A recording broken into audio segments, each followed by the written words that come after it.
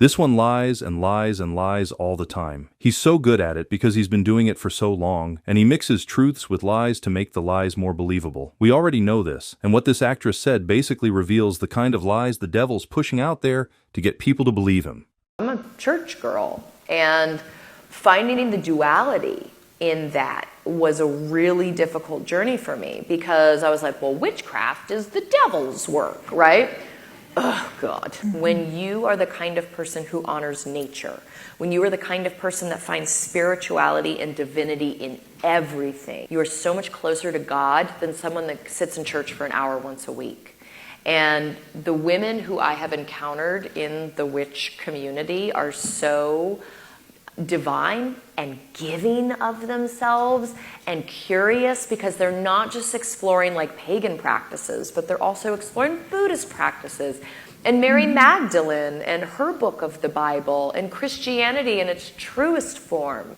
And certainly in the Appalachian community and the Catholic community, there is so much faith in magical practices that it is no longer the division of women and spirituality to me. It is the deep tissue that connects our humanity. You know, women who are in practice of witchcraft are the ones who are calling for peace. They are the ones who are calling for love. They are the ones who are calling for connection between people. And so, yeah, I wish I'd known that sooner. I think I was told at a young age that curiosity was sinful, and it is the exact opposite. It's a divine gift that humans have curiosity. And so if we don't employ that, we're spurning a gift that is, you know, a cherished thing.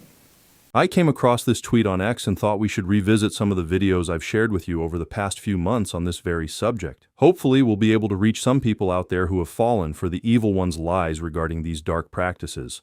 And according to a lot of exorcists out there are so many people today going to the witches to help them out with their problems. And according to this witch, even NBA stars go to her, and that Beyoncé is also a witch. Businesses, a lot of people that have like hair business, nail business, and like they're not getting any clients, or they're just starting. Okay. So they come to me to do their conjure, and then they're booked up like next week. Like, what did you do? You came to me for results, and I did it. This is what I do. And my biggest of all time are NBA stars, because they pay. Let me just share this with you for now and try to relate what Father Ripperger says in this clip with what the witch is saying. There's a link to the full interview in the description box below, by the way. Low-level witches, I mean, sometimes their stuff does actually happen, you know, etc. It's very similar to, you know, somebody who's starting out in the spiritual life. When they first pray, they might get a few things here and there, but it's not until they really become saints that it becomes more effective. These low-level witches, those witches tend to be somewhat public and out in the open about their witchcraft. And then there's the middle tier, who are people who have studied it a little bit more. They might actually have studied it under another witch, etc., and they become somewhat proficient. Those will also be somewhat open. The middle tier, very often are the ones that are doing the spells for hire, where you can get online and give them $100 and they'll do some spell thing. And those are kind of the middle tier. But the upper tier of the witches. So if people understand a little bit about the history of witchcraft, I mean, it's been around for quite some time, actually. But after the Council of Trent and after the Protestant Revolution, there was actually a major uptick in witchcraft in Europe. And that witchcraft was very proficient, and it's been in family lines in some cases, literally since the 1600s. So these are people who actually, and that the knowledge about how this stuff works and what to do and what not to do, and the actual fact that they're using demons to do this is actually known by these people. So their knowledge of how the spiritual structure of these things works is almost on the same level as mine is. And so you have this, and those particular people, they are not the type of people that are going to be out there and say, "Hey, I'm a witch." You know, they don't do that kind of a thing, because they know that if you're a witch, you can also become a target. Second, if it's a cult, so that you're more proficient in it, being able to achieve what you want to achieve by keeping quiet, so that nobody does any prayers to block it. And they also they're also a cult in the sense of, you're never going to know. I mean, literally, it could be your next door neighbor who looks great, which, by the way, I'm not suggesting that people should be worrying about their next door neighbor, but it can literally be somebody who's the judge on the bench, you know, a police officer. It can be somebody sitting in the pew next to you at church. And these are people that are so high level. Their level of proficiency is, because I've known of a couple of them, I should say. I knew one in one particular. It was she lived in the central part of the United States. Her ability to pull off ritual stuff was unbelievable. The communication she had with the diabolic is no different than you and I talking right now, Terry. It was on that level. And so, you know, almost like Padre Pio and his guardian angel kind of level. It was that type of a level. And those, when they curse somebody, there's a high level of proficiency. It's likely to occur unless the person themselves is keeping themselves protected. Like I said, if you want to listen to the full interview, there's a link to the video in the description box below. Anyway, after listening to Father Ripperger's explanation, now listen to what the witch is saying here. You say you do root work. Yeah, I do. Yes. People come to me if they want root work on anything. So it could be money, it can be love, it can be a lawsuit payout, you know, settlement, whatever the case may be. You do consider yourself a celebrity. Oh, I am. Root work advisor. They all come to me. Mm-hmm. Plenty of them. What? Yes. I started with celebrities and then I was posting my stuff and that's how I started with the public. But it was celebrities only because you need to have a check to come to me. So now I have things that the public can come to me for too. You know, DM me and say, oh, my husband's cheating and I want to hex him and hex. That's very common. Very common. Very common.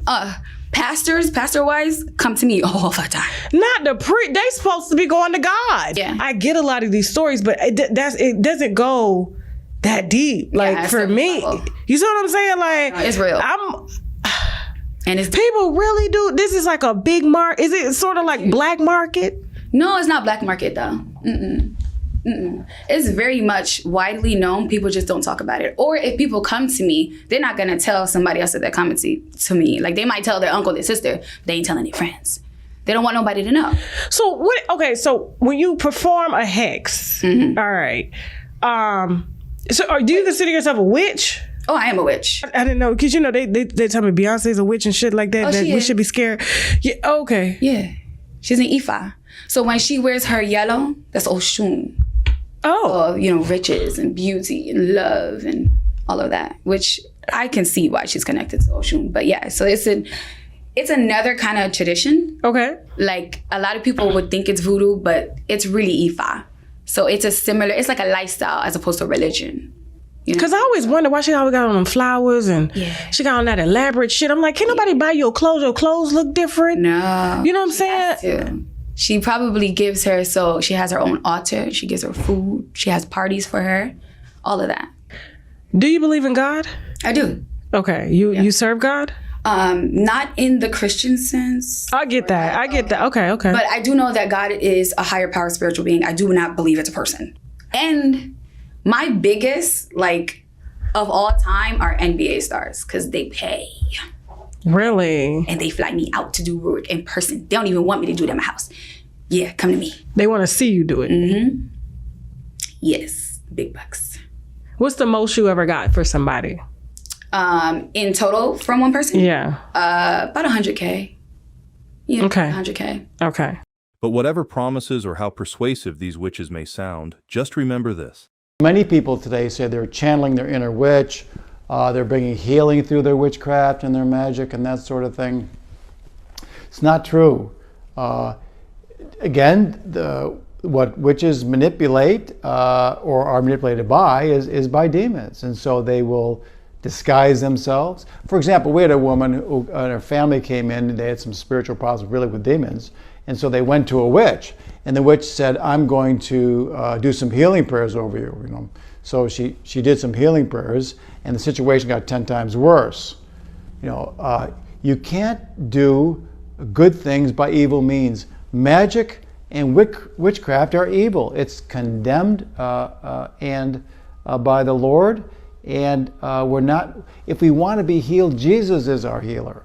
Jesus is the source of our healing. When we go to these sort of magical witchcraft things, you're stepping into the dark world, and the demons ultimately will never be present to your good.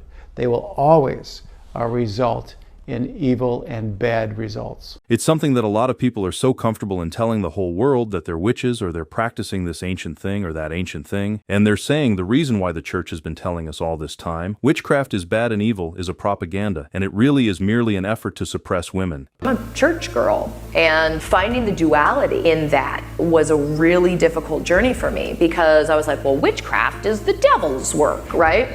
Oh, God. Had I given myself permission to be curious about it as a young person, I would have learned how wrong I was and not wasted so much time. So often, like magic and witchcraft and all of this like vilification of women, it described witchcraft as women with the absence of God, right? With the absence of spirituality. And what I've found in all of the research that I've done is that it is the exact opposite. Mm-hmm. When you are the kind of person who honors nature, when you are the kind of person that finds spirituality and divinity in everything, you are so much closer to God than someone that sits in church for an hour once a week. And the women who I have encountered in the witch community are so divine and giving of themselves and curious, because they're not just exploring like pagan practices, but they're also exploring Buddhist practices and Mary Magdalene and her book of the Bible and Christianity in its truest form. Remember me sharing this clip of Father Reehil with you before about the witches who offered to pay for abortion so they can be in the abortion room?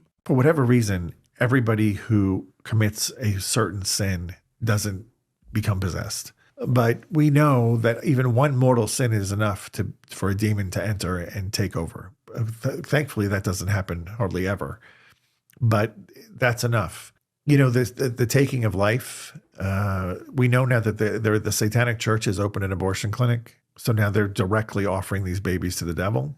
We know that witches offer to pay for abortion so they can be present in the abortion room, and they can also offer the baby to the devil. Of course, the modern woman would think, well, that's just hocus pocus. You know, we know better. We're cosmopolitan people. That's all. There's no devil. I don't know what the witch is doing, but it's not real. Well, it is real. I think what we saw at the DNC convention, when they put the abortion bus in front of the convention, to me, that was Moloch 2.0. I mean, they dress it up and make it look civilized, but it's no worse or better than it was 2,000 years ago. So people would say, well, how come everybody doesn't get possessed who does these things? I said, I don't know. Thank God they don't. But how do we know the devil isn't accomplishing what he wants out of that? I mean, the idea, possession is not the end game. It's not the goal of the devil is to make everybody possessed. Because as I said, possession doesn't put you in hell. The open door that made you possessed potentially could, the sin, but then if you repent of the sin and you're still possessed and you die, you potentially are not going to hell. So that's his goal, is not to make everybody possessed. His goal is to get everybody to go to hell. And I would say when we look at our world today, to convince everybody that you're fine to persist in your behaviors because God loves everybody and nobody's going to hell, that's a win for the devil. He doesn't need to make all these possessed people. In fact, it might wake people up to say, we have to change. If everybody started seeing everybody around the blocks possessed, people would get frightened and they'd run to the church. He doesn't want that. I'm sure some of you have seen this interview before, a daughter of a certain someone and her ex-husband sharing what they believe on TV. In the satanic world of the future, Christian churches will be allowed to continue because they pose no threat to us. We don't need Christianity. Christianity needs us. It seems they contradict themselves quite a lot. It's from an old interview, but funny enough, and what they believe are also the talking points of a lot of young people these days with no faith background. In fact, I believe that animals should be protected by humans, as it is our duty as the inheritors of the earth to protect the ecology, to protect wildlife, and satanic ecology is forefront on our agenda. We need to protect the earth that we live on and our natural environment. I mean, how did you come up with the duty to protect life if it's not from their conscience? And what is conscience if it's not judgment of reason that helps a person discern right from wrong, guiding them to do good and avoid evil? And sadly, we are seeing more and more people sharing their beliefs. They answer to no one but themselves. But before I share a few more parts from the interview, just remember this clip I've shared with you before. We are living in very turbulent times, and it is good. It is a blessing for God to allow us to be born in these end times where evil is at its peak, where Satan is unleashing literally the demons to wage a war against all Christians. Now, why is it a blessing? Because, as St. Paul says, where sin abounds, grace abounds all the more.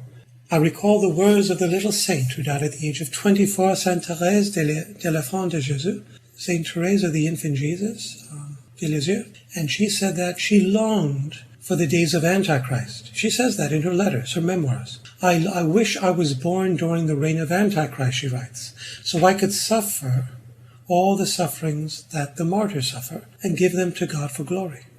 There are a few more clips of priests in this compilation, but before I share the rest of that, let's just listen to a little bit more of this interview.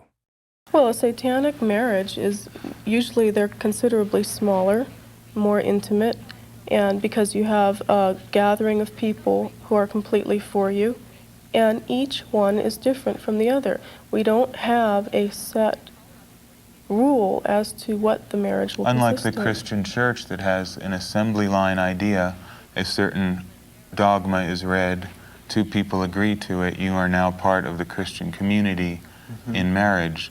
We feel that each individual should form a union with whoever they wish to. Marriage represents what you want it to represent. We believe each individual is entitled to decide what their life should consist of. There is no bond to any supernatural entity.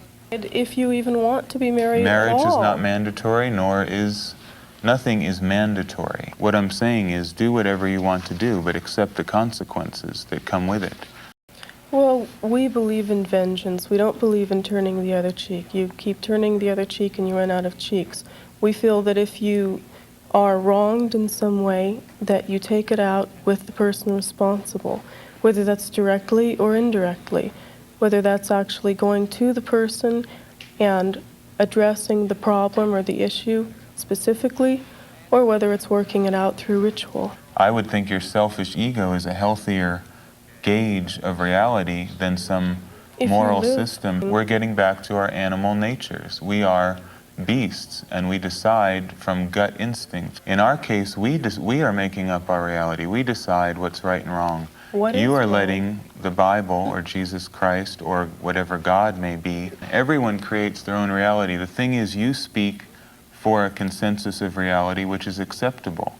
We speak for one which at this point in history is not acceptable. It's just a question of who manipulates the media, who has the most money to put their reality forth. In the satanic world of the future, Christian churches will be allowed to continue because they pose no threat to us. We don't need Christianity. Christianity needs us. I'm telling you that I don't believe in good and evil, and nor can anyone decide what is good and evil. It's all based on historical and cultural values. In my point of view, the Christian religion is evil, in quote. Who has the right to determine what is good and evil? I don't like humanists any more than Christians. Humanists, you have to understand this once and for all. Christians must know Satanism is not humanism. Humanism is based on Christian ethics and ideas. It just doesn't have Christ, but it has the same appalling ideas about equality, love for everybody, indiscriminate love for all living things. And as far as I'm concerned, there's Satanism and then there's other people. And I guess it is safe to assume that their version to the one described by Father Martins in the following clip is very different. Yeah, so we're talking about in the realm of organized Satanism. We're talking about cults, but cults, this is not a cult like your Jim Jones cult. These are ancient cults. These are cults, by the word ancient, I mean very, very old, many generations. They're not interested in new membership, right? They don't want you to join them. They're not out to convert you to evangelize you into their enterprise. They don't give a rat's rump about you. They raise their own members. They breed them. So they have a collection of breeders. They bring children into the world, the births of whom are unregistered. So no one knows that they live. So these are not people living next door, by and large.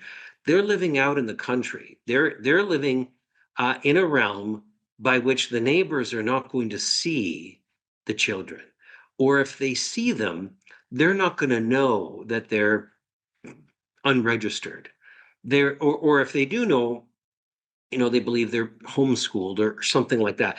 These are children that a cult breeds to perpetuate the cult, but also to provide bodies, to provide victims for its sacrifices.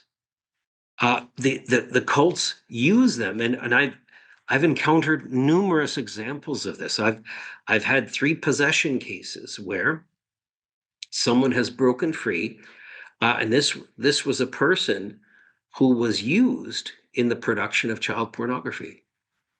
So there were videos filmed, recorded, and sold, and this is one of the ways in which the cult makes money. Now, the interesting thing about this is this. We hear about periodically the authorities discovering a cache of child pornography. We hear about them arresting a ring of the consumers of that type of pornography. And we'll hear about, 87 people were arrested, 14 were lawyers, 23 were teachers, et cetera, et cetera. They release all kinds of statistics, informations, and breakdown numbers with regard to it. But you have never heard them say that they discovered the child actors. Because in terms of the cults, by the time that porn is released, those actors don't exist any longer, right? They're gone. They're gone. And so this is the visceral nature of that. They've got lots invested in this. And the ones that I met, all 3 of them, were escapees. So they managed to escape. They managed to set themselves free by the skin of their teeth, because every resource that cult could muster up was exerted in trying to capture back these individuals. And all 3 of them were living under assumed identities. They were their identities. And here's the thing. They had to be given assumed identities regardless, because none of them had a birth certificate. Right? None of them had a registered ID with the government. So some of them were called by multiple names, and they didn't understand themselves. Like, I mean, your name is Joe, my name is Carlos. Some of them never had that experience of being known by one name. There was a multitude given to them.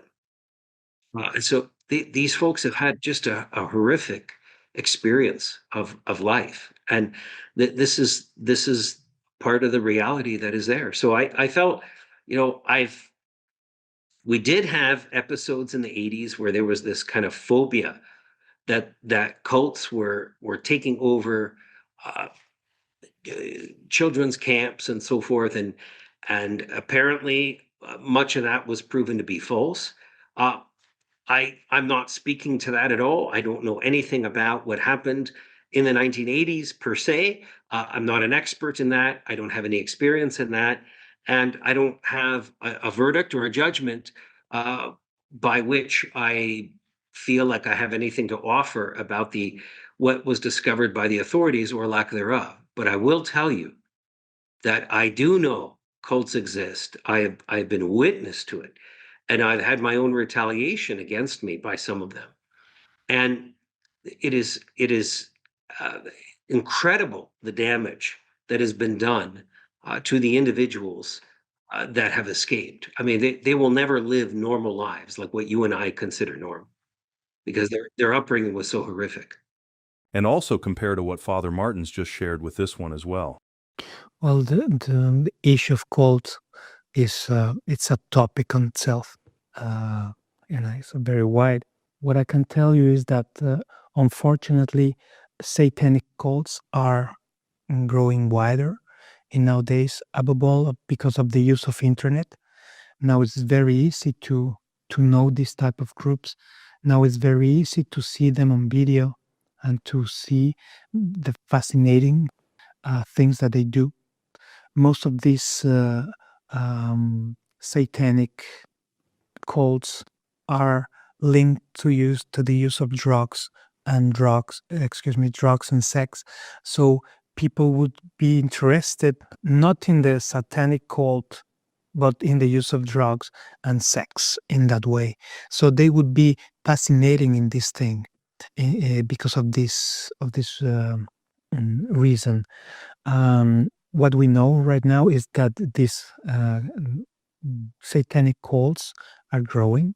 They normally are not handmade, but house-made Satanism. So very small groups, 5, 6, 10 people with a head, and men and women that they get all together and uses Satanism as a pretext to do whatever they want on sex and drugs. That exists and is very widely in the world, is now very widely, but it doesn't affect into the true Satanism itself as a cult, as an invocation of the devil. They would be more pretext to have a weekend of extraordinary things with sex and drugs than a cult of on the devil. That's what I can tell you. It's a very wide topic. Satanism is the adoration, the worship of the devil. That is what Satanism is. And actually is not as ancient as we may think. The Satanism as we know it is from the 17th century. It started in France with a woman that she actually started doing what we call the black masses, and so she make use of an apostate priest that celebrated a mass, and after the consecration, they take the host and they desacralize this host, and they did during those rites in the 1700s what we can imagine they do nowadays with sex and drugs. But it's something very new in Satanism as we may know it. And also we have to know that Satanism is not a unitary faith, as we may say so, because we have an atheist Satanism, like the Satanism of Anton LaVey from the United States. He didn't believe that the devil exists. He says that Satan is the desire of man to be what he wants. Satan is the image of the true realization of the true divinization of man. Satan is the image, but for him, the devil does not exist. But you have, for example, another sect that they really believe on the existence of the devil as a person, as we believe in the Catholic faith. So you have many different ways of understanding Satanism. But I could say that Satanism would be the worshipping of the devil. But despite the rise of evil and rebellious movements we see a lot in our world today, just remember this. Whenever there is an outpouring of God's love, there is also, shortly thereafter, an expression of hatred on the part of Satan. Satan often expresses his hatred toward God through individuals, through events, through sickness, through misfortune, and so forth. In other words, the antithesis to freedom is slavery, which comes by ways we do not expect. Sometimes, when we speak of Satan, of course, who follows God in trying to undo what God does, we are invariably addressing his instruments. Admittedly, not all who are used by Satan, whether they're events or misfortunes or individuals, are aware of what Satan is doing.